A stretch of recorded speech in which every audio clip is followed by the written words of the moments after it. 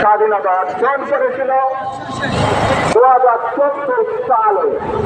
এদেশের ছাত্র জনতা সহ সর্বস্তরের মানুষ, কৃষক, শ্রমিক, গৃহবধূ, নারী, পুরুষ, মাদ্রাসা ছাত্রী সহ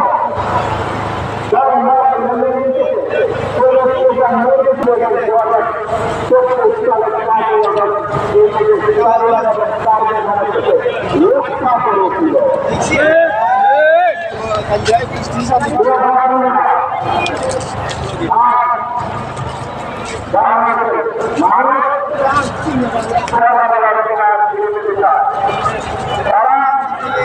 তাদের জনগণের অধিকার ফিরে পেতে চায়। বাংলাদেশের মানুষ চায় তারা তাদের যোগ্যতা অনুযায়ী রাজ্য অধিকার পাবে। প্রিয় ভাই বোনেরা,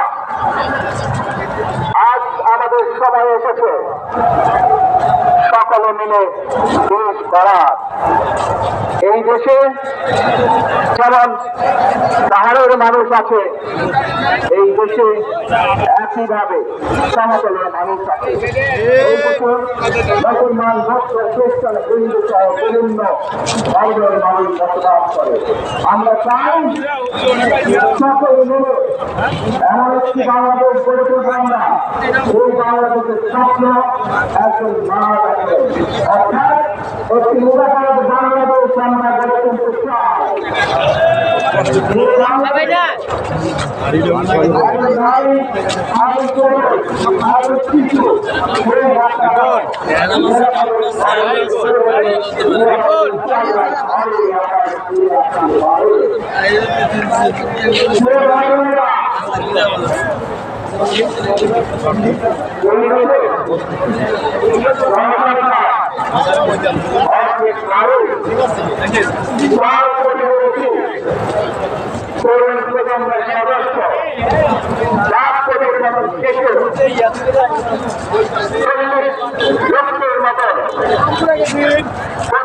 মানুষ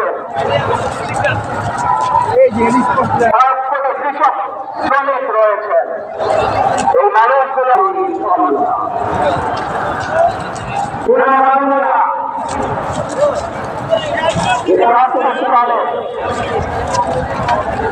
আমাদের শহীদরা নিজের জীবন উৎসর্গ করেছিলেন এইরকম একটি বাংলাদেশ গঠনের জন্য।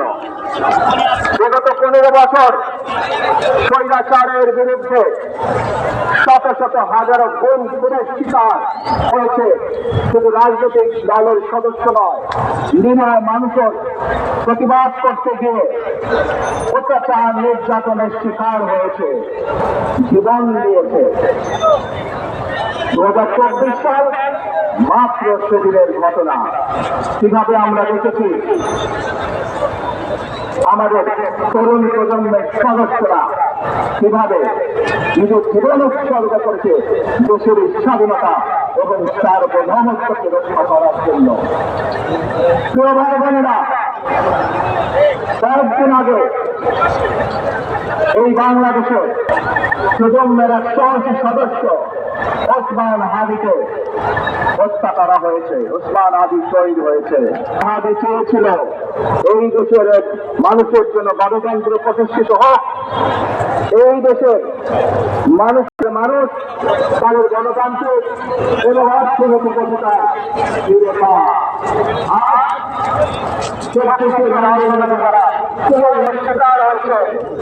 এই মানুষগুলোর আমরা আমাদের সেই প্রত্যাশিত বাংলাদেশ গড়ে তুলব, যেখানে আমরা সকলে মিলে কাজ করব, যেখানে আমরা সকলে মিলে আমাদের প্রত্যাশিত বাংলাদেশকে গড়ে তুলব। প্রিয় ভাই বোনেরা, শক্ত ভিত্তির উপরে গণতান্ত্রিক ভিত্তি, শক্তিশালী অর্থনৈতিক ভিত্তির উপরে যাতে দেশকে আমরা গড়ে তুলতে পারি। প্রিয় ভাই বোনেরা,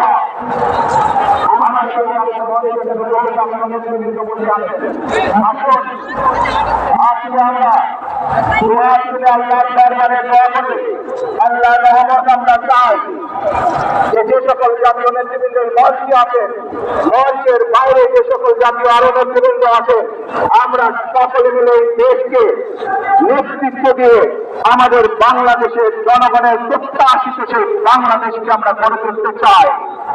আমাদেরকে যে কোনো মূল্যে আমাদেরকে শান্তি ও শৃঙ্খলায়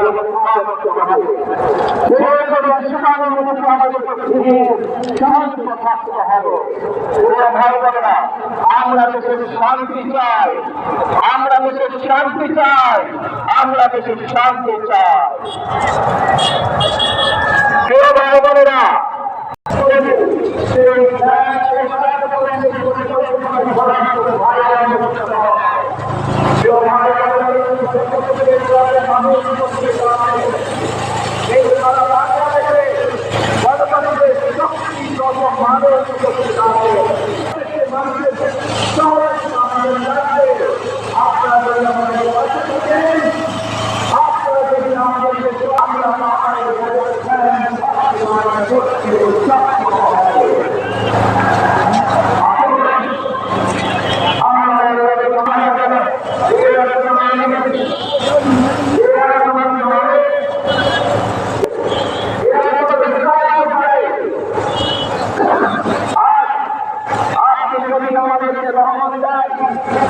তাহলে আমরা এই দেশের মানুষ কঠোর পরিশ্রম করার মাধ্যমে আমাদের প্রত্যাশিত বাংলাদেশকে গড়ে তুলতে পারব। আজ যদি